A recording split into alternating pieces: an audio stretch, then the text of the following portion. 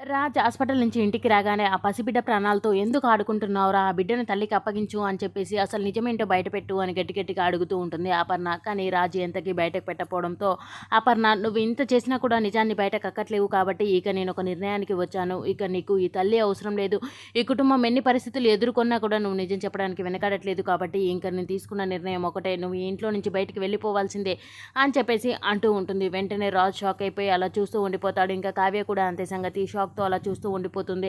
ఇంకా ఇప్పటికి కూడా ఆ బిడ్డని తీసుకెళ్ళి ఆ తల్లి దగ్గర నన్ను అప్పగించు, లేదంటే నువ్వు ఇంట్లో నుంచి బయటికి వెళ్ళిపో అని చెప్పేసి చెబుతూ ఉంటుంది. ఇంకా ఇన్ని రోజులు భరించాను అనగానే వెంటనే చిట్టి ఉండి, అపర్ణ ఏంటి అంత కఠినంగా మాట్లాడుతున్నావు, కన్న తల్లి మాట్లాడే మాటలేనా అని చెప్పేసి అంటూ ఉంటుంది. ఇక్కడ సుభాష్ కూడా షాక్ అయిపోతాడు. నా కొడుకు నా కారణంగా దూరం అయిపోతున్నాడు అన్న సందిగ్ధంలో అలా చూస్తూ ఉండిపోతాడు. ఏం మాట్లాడుతున్నావు అపర్ణ నువ్వు అసలు అని చెప్పేసి అనగానే, ఏంటండి ఏం చేయమంటారు, కన్న తల్లి కూడా అవసరం లేదు అనుకుంటున్నాడు, అలాంటి వాడు ఇంతమందికి దూరమై కూడా ఆ బిడ్డ కోసం అన్ని త్యాగాలు చేస్తున్నాడు, నిజం చెప్పట్లేదు కాబట్టి వాడు ఇంట్లో ఉండడానికి వీల్లేదు అని చెప్పేసి అంటూ ఉంటుంది. ఇంకా చిట్టి మాత్రం, చాలు అపర్ణ ఆగు, ఏం మాట్లాడుతున్నావు అసలు నువ్వు, నీకు అర్థమవుతుందా, వానికి అన్నిటికీ దూరం చేసావు, ఆఖరికి కన్నతల్లి ప్రేమను కూడా దూరం చేసావా అని చెప్పేసి అనగానే, ఇంకా ఇక్కడ ధాన్యలక్ష్మి కూడా, అక్క ఏంటక్క, రాజ్ తప్పు చేయడు, ఎందుకు అలాంటి నిర్ణయం తీసుకోవాలా, మనందరికీ దూరంగా వెళ్ళిపోవాలా అని చెప్పేసి అంటూ ఉంటుంది. తప్పదు, కొన్ని నిర్ణయాలు అలాగే ఉంటాయి అనగానే, ఇక్కడ ఉన్న ఇంకా కావ్య వాళ్ళ అక్క అయినా తను అయితే ఇలా మాట్లాడుతూ ఉంటుంది. ఆంటీ ఏంటి మీరు కూడా ఇలా మాట్లాడుతున్నారు,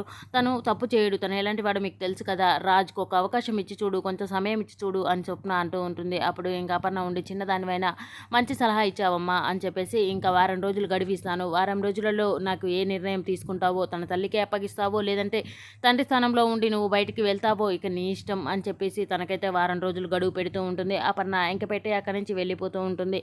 ఇంకా రాజు మాత్రం వారం రోజులు గడివిచ్చినా ఎన్ని రోజులు గడివిచ్చినా నేను నిజం చెప్పను అన్నట్లుగానే ఉండిపోతాడు. అక్కడ ఉన్న ఆ మెడిసిన్ తీసుకొని ఇంకా బాబుని ఎత్తుకొని రాజు అయితే లోపలికి వెళ్ళిపోతూ ఉంటాడు. ఇక్కడ ఉన్న కావ్య మాత్రం ఇంకా చాక్తో అలా చూస్తూ ఉండిపోతుంది. ఎందుకంటే ఇక అత్తయ్య ఇలాంటి నిర్ణయం తీసుకుంది, ఈయనేమేం సమాధానం చెప్పట్లేదు అని చెప్పేసి అలాగే చూస్తూ ఉండిపోతుంది. వారం రోజుల్లో మరి నిజం చెప్తాడా రాజు, లేదంటే మరి ఇంట్లో నుంచి బాబుని తీసుకొని వెళ్ళిపోతాడా అనేది నెక్స్ట్ సీన్లో చూద్దాం. ఈ వీడియో కనుక మీకు నచ్చినట్లయితే please do subscribe. Thank you for watching friends.